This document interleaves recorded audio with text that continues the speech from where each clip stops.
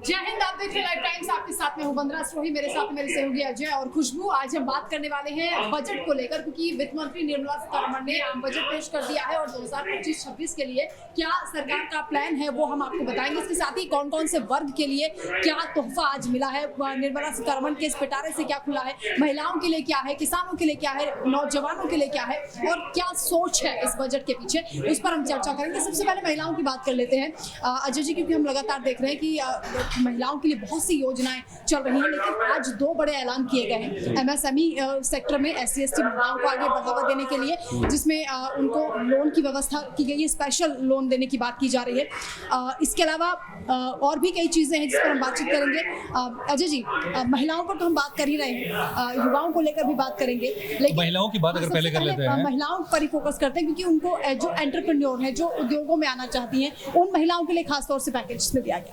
देखिए पैकेज की बात तो आपने बता ही दी कि जो SC/ST महिलाओं को जो दिया गया है और साथ ही उनको स्किल ट्रेनिंग भी दी जाएगी, ट्रेनिंग भी दी जाएगी। बड़ी बात यह है इसमें, ये भारत के लिए बड़ी समस्या रही है कि महिलाएं आमतौर पर सीधे रोजगार से नहीं जुड़ पाती रही हैं, और अगर आपको देश को डेवलप बनाना है तो आधी आबादी को कैसे आप उससे बाहर रख सकते हैं जी। तो अब ये टारगेट किया गया है कि कम से कम 70% जो भारत की महिलाएं हैं वो सीधे सीधे रोजगार से जुड़ जाएं, और इसी को देखते हुए अभी भी बड़ी तादाद में, जैसे आप जैसी महिलाएं हैं बाहर आई हुई हैं, आप जैसी महिलाएं काम कर रही हैं, बड़ी संख्या में पिछले सालों में महिलाएं आई हैं बाहर, काम कर रही हैं, बड़ी टक्कर दे रहे हैं पुरुषों को, महिलाएं दे रही हैं। हाँ, अब तक पुरुषों का जहां जहां एकाधिकार था, बट उसको उसके दायरे को और बढ़ाने के लिए अब देखिए पेनिट्रेशन ले जाया जा रहा है SC/ST तक भी, कि वो भी अपने रोजगार शुरू करें, अपना काम शुरू करें। इसके लिए उनको टर्म लोन दिया जाएगा, उनको ट्रेनिंग दी जाएगी। तो ये एक बड़ा कदम है महिलाओं को लेकर के। पहले से जितनी भी चीजें दी जा रही थी महिलाओं को वो तो दी जा रही थी, अब और देखिए जब बजट की शुरुआत हुई थी वंदना, आपको याद होगा कि निर्मला सीतारमण ने ये बात कही कि ये बजट जो है किसानों का है, ये बजट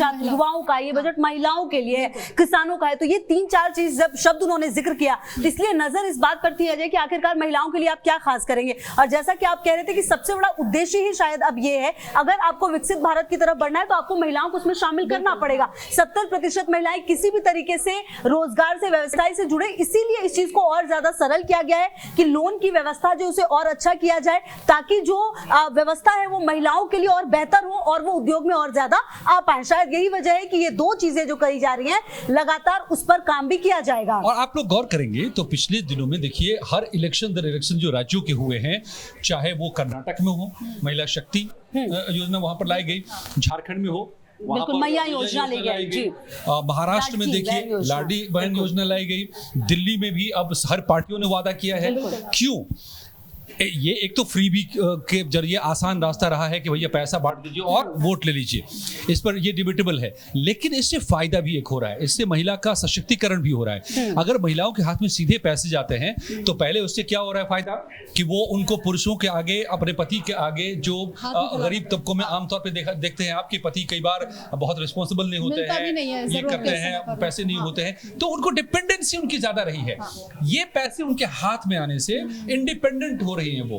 तो इसको अब एक प्लान्ड वे में बजट के जरिए सीधे उन महिलाओं को, खास करके SC/ST महिलाओं को तक पैसे को पहुंचाएगा। अवेयरनेस आई है महिलाओं में, जो घरेलू महिलाएं हैं वो भी कुछ ना कुछ काम करना चाहती है, वो चाहती है कि उनके पास इनकम का कोई सोर्स हो, और शायद सबसे बड़ी बात ये भी है कि उनको शायद वो दिशा नहीं मिल पाती, उनको वो पैसे नहीं मिल पाते, उनको वो हेल्प नहीं मिल पाती कि आप किसी बिजनेस को शुरू करें। और शायद यही बड़ी वजह है कि सरकार ने इस चीज को समझा है कि भाई, इससे पहले भी खुशबू स्वयं सहायता समूह भी इसमें मुझे लगता है एक बड़ा फैक्टर है, और स्टार्टअप जो इससे पहले भी सरकार की ओर से कई बार ऐलान किए गए। इसके साथ ही अब क्योंकि महिलाओं को आगे बढ़ाने के लिए जो ये बड़ी घोषणा की गई है, वित्त मंत्री खुद निर्मला सीतारमण बिल्कुल महिला है और राष्ट्रपति हमारी महिला है, और वो ऐसी पहली महिला बन गई है जो लगातार 8 बार बजट पेश कर, ये भी एक बड़ी बात है। और अब बहुत देर जो मैक्सिमम बजट पेश करने का रिकॉर्ड है वो भी तोड़ने वाली है अगले साल।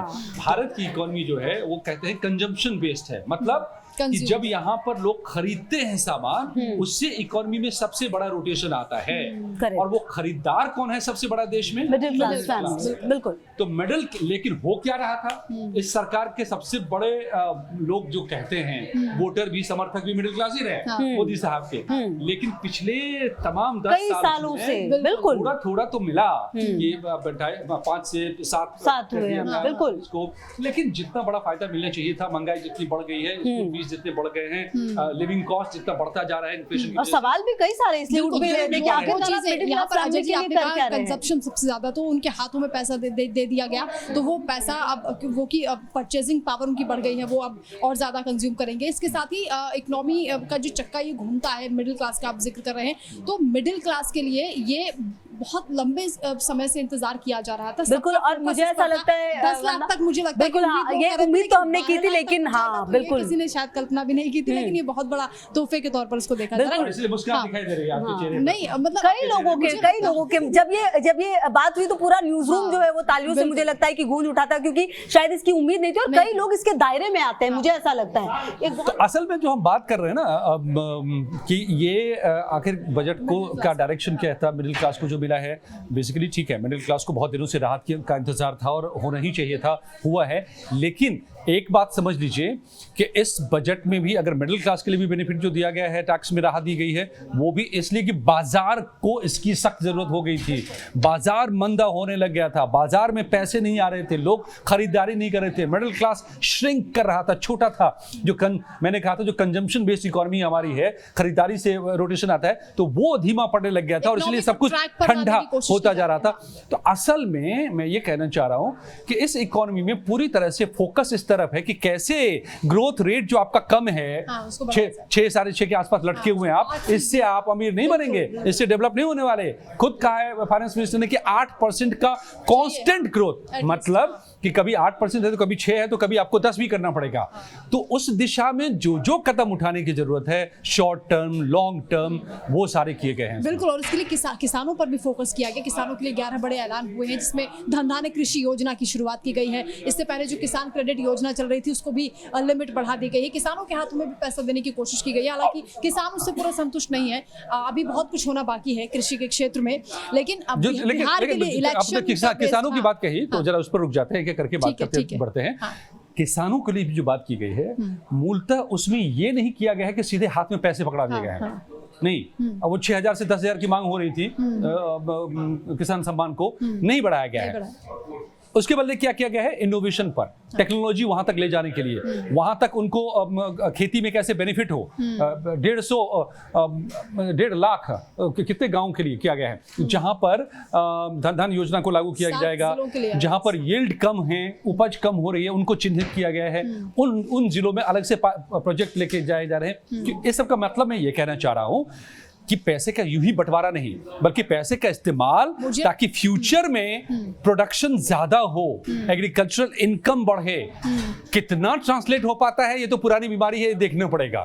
लेकिन फिलहाल बजट ये बता रहा है कि लॉन्ग टर्म में इंडिया को अगर डेवलप्ड नेशन बनाना है तो आपको टेक्नोलॉजी ले जानी पड़ेगी, आपको इनोवेट करना पड़ेगा, आपको नई नई चीजें पैदा करनी पड़ेगी, आपको आत्मनिर्भर बनाना पड़ेगा। यहाँ 3 दालों में आत्मनिर्भरता के लिए टारगेट रखा गया है। अब मसूर और 2 दालें और हैं। ऐसे तो इस तरह के कदम उठाए गए हैं कृषि के क्षेत्र में भी। इसके साथ ही मखाना बोर्ड की जो बात की जा रही है बिहार के लिए, क्या ये पॉलिटिकल बजट है? क्योंकि विपक्ष भी सवाल उठा रहा है कि बिहार पर सबसे ज्यादा फोकस, इस पर मुझे लगता है कि हम न्यूज रूम में बातचीत कर लेते हैं अपने सहयोगियों से, क्योंकि युवाओं पर भी फोकस किया गया, IITs बढ़ाने की बात की जा रही है, पटना यूनिवर्सिटी का विस्तार की बात हो रही है, मेडिकल एजुकेशन की बात हो रही है, तो बातचीत कर लेते हैं। अमरीन जी सर, लाइव टाइम्स डिजिटल के लिए हम लोग ये समझना चाह रहे हैं कि इस बार के बजट में, बाकी तो सारी बातें ठीक है, आपके चेहरे पर मुस्कान मुझे नजर आ रही है, टैक्स में आपको बेनिफिट तो मिल ही गया है। दिल्ली में देख लीजिए, बहुत एम्फसाइज्ड वे में केजरीवाल ने कुछ दिन पहले ही बोला था मिडिल क्लास के लिए, इवन जो महिलाओं के लिए जो बजट उन्होंने ऐलान किए 2100 रुपये, उसको भी मिडिल क्लास से जोड़ा। मिडिल क्लास के लिए किराएदारों के जो बिजली पानी वो भी लिए, और साथ में ये भी जोड़ दिया कि मिडिल क्लास के लिए बजट भी होना चाहिए। और आप इंटरेस्टिंगली देखिए कि जब ये अभी पास हुआ, बजट पेश किया गया, तो थोड़ी देर के लिए तो लगा कि मिडिल क्लास बल्ले बल्ले हो गया और इसको मोदी का इसको फायदा मिलेगा, मोदी जी को ट्रांसलेट हुआ है वोट। बट अभी सोशल मीडिया पे मैं देख रहा था इंटरेस्टिंगली कि ये आम आदमी पार्टी को लोग थैंक यू बोल रहे हैं। समझ रहे हैं, मतलब win win situation Modi ji इसके लिए समझा जा रहा था, बट 1-2 घंटे में थोड़ा सा पॉलिटिकली जो तो है आम आदमी को क्यों लोग थैंक्स बोल रहे हैं? थैंक्स बोल रहे हैं। आम आदमी पार्टी ने कहा था कि बजट मिडिल क्लास फोकस्ड होना चाहिए। मिडिल क्लास का एक घोषणा पत्र भी लेकर आए थे, आपको याद होगा, जिसमें मांग रखी थी। आपको याद होगा केजरीवाल का बयान था ये। तो लगता है केजरीवाल सबको पता चल गया था कि कुछ होने वाला है, कि बजट तो काम हो चलता है 2-3 महीने से। बजट होना चाहिए था। अब जो कहिए उसमें कहते हैं ना, उस पे लहर पे सवार हो गए। उनको अगर पता होगा तो सोचा कि हम फायदा उठा तो लेते। मोदी जी डाल तो केजरीवाल साहब पात बात हो गया। तो 2 घंटे में देखिए बाजी पलटती थोड़ी सी दिख रही है। अब इसका फायदा केजरीवाल भी ले लेंगे कुछ। अच्छा। पूरा फायदा मोदी जी को नहीं मिलेगा। कुछ चीजें सस्ती भी की गई हैं, कुछ अब बिहार तो पूरा दिख ही रहा है आपको। बीजेपी तो वैसे प्रतीकों की राजनीति करने के लिए जाने जाती है। निर्मला जी की साड़ी से ही पता चल गया कि बिहार सेंट्रिक होने जा रहा है बजट, है ना। अब उसके बाद देख लीजिए बिहार को क्या दिया ये पता नहीं जमीनी तौर पे कितना मजबूत होगा। ये कह सकते हैं कि उत्तरी बिहार पर ज्यादा फोकस किया गया है, जो कि सबसे ज्यादा पिछड़ा भी है। जो सबसे ज्यादा पिछड़ा है। इसमें सबसे बड़ी बात जो है कि बिहार में जो मखाना बोर्ड है, तो मखाना बोर्ड का गठन होने से जो मिथिला, आपको बताऊं कि पूरे देश में मखाना उत्पादन का 90% मखाना जो है वो उत्पादन मिथिला क्षेत्र में होता है। तो वहाँ पे मखाना बोर्ड का गठन एक बड़ी सौगात है, किसानों को इससे सीधा लाभ मिलेगा। अब आप सोच रहे हो कि मखाना बोर्ड का गठन होने से क्या लाभ मिला, तो सबसे बड़ी बात है कि मखाना बोर्ड का गठन जब यदि किया गया है तो अब किसानों को, जो मखाना किसान है, उनको उचित प्रशिक्षण मिलेगा। उनको अभी जो है मतलब मखाना की खेती तालाब में होती है, तो अभी ज्यादा उसमें टेक सपोर्ट नहीं मिल पाया है। ऑर्गेनाइज करने की कोशिश हो रही है होने उसको, ऑर्गेनाइज सपोर्ट मिल पाएगा इससे उनको। पहले मखाना को जीआई टैग दिया गया, जिसका कि इम्पैक्ट भी अब किसानों को मिल रहा है। अब मखाना की कीमत किसानों को अच्छी कीमतें मिलने अच्छा, लगी है। इसका बिहार चुनाव में आपको क्या लग रहा है, कितना बड़ा इम्पैक्ट होगा? क्योंकि चिराग पासवान भी तारीफ कर रहे थे कि केंद्र ने तो बहुत कुछ कर दिया। देखिए लोकसभा चुनाव में ही इसकी एक छाप पड़ गई थी कि लोकसभा चुनाव में भी जो है बिहार को, एनडीए को अच्छा खासा सपोर्ट मिला था। और जो मैं जहाँ की बात करूँ, मिथिला क्षेत्र की बात करूँ, तो वहाँ बीजेपी का अच्छा गढ़ माना जाता है। और निश्चित रूप से जो है एनडीए के समय में कहा भी जाता है कि वहाँ पे ज़्यादा विकास हुआ है। अभी हाल के दिनों में एयरपोर्ट के बाद जो है आईआईटी एम्स का शिलान्यास किया है प्रधानमंत्री जी ने, तो ये बड़ी सौगात है। अब उसके बाद में जो कोसी प्रोजेक्ट के लिए भी उन्होंने जो अतिरिक्त आर्थिक सहायता, तो जिसमें कि बताया गया है कि 50 हेक्टेयर जो क्षेत्र है, 50,000 हेक्टेयर क्षेत्र, उन किसानों को सीधा लाभ तो मिलेगा। देखिए महिलाएं यहाँ पर खुश नजर आ रही हैं। और तो रिया भी लगातार लोगों को बता रही है बहुत सारी जानकारी। तो रिया से भी पूछ रहे थे। रिया, कैमरा के आइए सामने जरा कैमरे की तरफ चलते हैं। कैमरे से बाहर आ गए हम लोग। अच्छा लगा। द बेस्ट थिंग मुझे लग रहा बजट की सबसे बड़ी हाईलाइट ही ये थी कि जो इनकम टैक्स में जो छूट दी गई है, यानी 12 लाख से ज्यादा अगर आपकी 12,75,000 अगर आपकी सालाना इनकम है, तो आपको निम्न यानी कुछ भी जो है वो इनकम टैक्स पे नहीं करना है। मुझे लग रहा है पूरे बजट की ऑल ओवर जो है वही हाईलाइट थी। तो ये तो अपने फायदे की बात बता दी। हाँ, अच्छा, अपने तुम भी फायदे बताओ, की। मैं सबसे पूछ रहा हूँ कि जो टैक्स जो बचेगा उसका क्या करोगे? टैक्स जो बचेगा, जो पैसा तो बच गया, सेविंग ज्यादा हो गई, तो उससे क्या करोगे? आई गेस इन्वेस्ट एक चीज जो है हमें मुझे लग रहा है इन्वेस्ट कहाँ याद आ रहा है कि कहाँ इन्वेस्ट? आप मार्केट में, किसी बैंक ज्योतिष में, से एफडी बात में? कर रही थी और एस्ट्रोलॉजर ने आपको मना किया था आप इन्वेस्ट नहीं करेंगे, फिर क्या सोचा? नहीं, फिर उसके बाद मैं शॉपिंग करूंगी, इन्वेस्ट करूंगी और सेव भी कर सकते हैं। उसका एक चीज ये भी हो सकता है कि सेव करके आगे किसी चीज के लिए हम उसे यूज करें। But futuristic budget, sensitive budget याद आ रहा है आपको? जो लगातार हम बात सुबह से कर रहे हैं हाँ। कि पैसा पॉकेट में डालिए तो देखिए बाजार अपने आप होने लगेगा। तो या तो चाहिए इन्वेस्ट करें या शॉपिंग करें, दोनों ही मार्केट में ही जा रहा है पैसा, और उससे फिर पैसे से पैसा पैदा होता है जब मार्केट में पैसा घूमता है तो। और उसी अमीर बनने का यही फॉर्मूला बताया जा रहा है महिलाओं के लिए।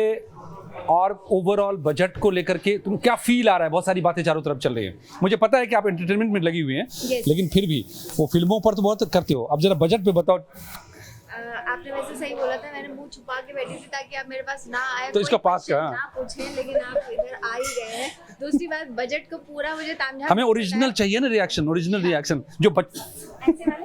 ओके, तो मुझे पहली बात तो मुझे नहीं पता है कि बजट का पूरा तामझाम है क्या, कि क्या मिला है क्या नहीं मिला है। बस मैंने इतना सुना था कि जब तालियां बजी थी ऑफिस में, जब उन्होंने अनाउंस किया था कि 12 लाख तक, तो मतलब बजट के बारे में कुल मिला के फील आ रहा है कि हाँ ये ठीक है, ठीक ठाक है। और भी कुछ लोग हैं हमारे साथ। हाँ सर, हाँ। सर बजट पर ही आप सत्येन मुझे जी। लगता है कुछ लिख भी रहे हैं। कैसा लगा बजट आप? बजट कौन सा कैमरा, किस कैमरे में हैं हम लोग? 10 में कम से कम 8 पॉइंट्स देना चाहूँगा। ये काफ़ी इम्पैक्टफुल बजट है, खास करके जो राहतों की घोषणा की गई है मिडिल क्लास के लिए। इससे मैं समझता हूँ कि इकोनॉमी में पैसा पंप होगा और जो सप्लाई साइड से जो बढ़ाने की कोशिश है सरकार की, जो इन्वेस्टमेंट बढ़ाने की कोशिश है, वो अल्टीमेटली मार्केट फ्रेंडली होगा और मार्केट को ये बूम करेगा। तो मुझे लगता है, उम्मीद है कि इन चीज़ों पर अभी कुछ देखी जाएगी। हाँ, जिन घोषणाओं को सरकार ने किया है इस आम बजट में, ये जानना बेहद ज़रूरी हो जाता है कि उसके लिए पैसा सरकार कहाँ से लाएगी। हालांकि ये बातें दूर की हैं, लेकिन फिलहाल इन घोषणाओं से तो यही लग रहा है कि बजट अच्छा है। आप कह रहे हैं कि जो पैसा जो बचेगा उसको खर्च करेंगे, अल्टीमेटली जीएसटी के जरिए पैसा जाएगा। महंगाई जो है अभी 5% या 6% अंतर रहता है, अंदर 5% के अंदर रहता है। अभी नीचे आ गया है 5 से। हाँ। वो कोई खराब नहीं है। यदि 5, 7, 8% जाता है तो खराब होता है। महंगाई 0% आता है तो वो निगेटिव होता है इकोनॉमी पे। तो ये भी एक समझने वाली बात है। अभी आप 3, 4, 5% बना के रखते हैं तो ज्यादा दिक्कत नहीं है। लेकिन अच्छा धर्मेंद्र जी, एक बड़ी बात बताइए आप मुझे कि आपको तो टैक्स में फायदा हो गया है ना, 12 लाख तक तो नहीं देना होगा। अब जो बचेगा पैसा आपका, उसका क्या करेंगे? पैसा बचेगा नहीं बचेगा वो तो अलग बात है, लेकिन ये है जो टैक्स से जो बेनिफिट जो हो गया, नहीं, उसमें बेनिफिट होगा नहीं, उसको कैलकुलेट करना पड़ेगा मुझे, क्या बेनिफिट हुआ कि नहीं हुआ देखना पड़ेगा। मान लीजिए जो भी होगा, उस बचे पैसे का क्या करेंगे? बचे पैसे का पास पैसा बचता है तो कहीं ना कहीं आप कहीं ना कहीं लगाते हैं। चाहे आप गाड़ी खरीदते हैं, घर खरीदते हैं और भी कुछ घर का सामान खरीदते हैं, तो पैसा तो निकलता है। पैसा पॉकेट में आएगा तो पैसा जो है वो निकलता है, वो आने के साथ निकलता भी है। तो कहीं ना कहीं इन्वेस्ट होगा तो उसमें जो है आपका मुझे सामान मिला, सरकार को जो उसमें बेनिफिट मिलेगा, चाहे वो सेल कस्टम टैक्स हो, चाहे वो जीएसटी हो, चाहे वो एक्साइज टैक्स हो, कहीं ना कहीं तो निकलता ही पैसा। तो इसलिए निकाला गया है पैसा कि ये जो पैसा दिया गया है उससे लिक्विडिटी खत्म होगी। चूंकि मार्केट में सर्कुलेशन होता है तो इकोनॉमी के हेल्थ के लिए अच्छा माना जाता है। अच्छा, कुछ चीज़ों से कस्टम ड्यूटी कम कर रहे हैं, सेस कम कर रहे हैं, उससे कह रहे हैं कि लेदर का जो खर्च है वो कम हो जाएगा। देखिए, कस्टम ड्यूटी पे तो सस्ता हो जाएगा, मोबाइल सस्ता होने की बात हो रही है। कस्टम इलेक्ट्रिकल व्हीकल पे हुआ, मोबाइल सस्ता हुआ है, तो उससे क्या होगा कि लोग खरीदेंगे, जो कम पैसा लगेगा तो खरीदेंगे सामान। तो पैसे जो, चूंकि जितने भी सेक्टर हैं, चाहे कार सेक्टर है, ऑटोमोबाइल सेक्टर है, चाहे जो भी सेक्टर है, चाहे मोबाइल का है, तो उसमें आपका जो है सर्कुलेशन पैसा का बढ़ गया है, इकोनॉमिक हेल्थ के लिए ठीक होता है। तो बेसिकली भारत की अर्थव्यवस्था को आसमान तक ले जाने के लिए, मतलब डेवलप तक बनाने के लिए जो करने की जरूरत है, जैसा मोदी जी ने कल कहा था कि हम अब मिशन मोड में काम करेंगे और हम छलांग लगाएंगे। कहा था, इस वक्त जितने भी जानकारों से हम तब से बात कर रहे हैं और यहाँ भी जो सबसे ले रहे हैं, ऐसा ही लग रहा है कि अब इस इकोनॉमी को मजबूत बनाने के लिए उन्होंने कहा था कि नई ऊर्जा इस बजट में दिखेगी, तो सबके चेहरे चमक रहे हैं, वो तो दिखाई दे। तो ऊर्जा तो आ गई, मिडिल क्लास खुश हो गया। अब थोड़ा और ज्यादा मन से काम करेंगे, मन से काम करेंगे, प्रोडक्टिविटी बढ़ेगी, उससे भी पैसा बचेगा, खर्च करेंगे, उससे बाजार में सुधार आएगा।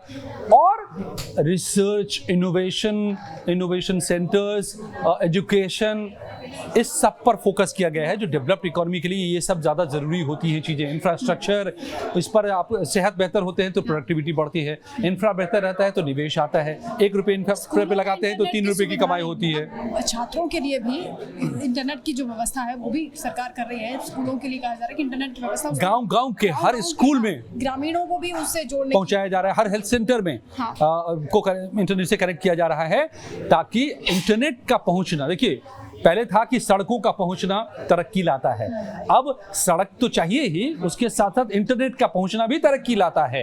तो ये दोनों इंफॉर्मेशन हाईवेज जो हैं, चाहे वो रोड हो या डिजिटल कनेक्टिविटी हो, इन दोनों के पूरे गांव को जोड़ने की कवायद जो बजट था जो वो हमने देखा था कि वो कहीं ना कहीं इंफ्रास्ट्रक्चर पर फोकस था, डिजिटल पर फोकस था। इस बार टेक्नोलॉजी को भी काफ़ी अहमियत दी गई है। AI की बात की जाए, 500 करोड़ की बात यहाँ पर हो रही है। यानी हर कंपटीशन को लीड करने की जो भारत की सोच है ना, कि भारत को विश्व गुरु बनाना है, हालांकि ऑलरेडी तो अगर उसके लिए आपको हर क्षेत्र में तरक्की करनी पड़ेगी, चाहे वो एजुकेशन हो, रिसर्च हो, हेल्थ हो, इंफ्रास्ट्रक्चर हो, यानी कि विकास जो है वो हो, कंपनियां हो, बाजार हो, ये सब जब एक साथ आगे बढ़ेंगे तभी आप डेवलप्ड इकोनॉमी बन सकते हैं। इस बजट में कोशिश वही दिखाई दे रही है, उसी दिशा में ले जाने की। बिल्कुल, उम्मीद करते हैं कि जिस सोच के साथ, जिस मंशा के साथ ये बजट आया है, वैसे ही आगे कदम सरकार बढ़ाएगी और लोगों का का सहयोग भी वैसे ही मिलेगा। आप क्या सोचते हैं बजट को लेकर के,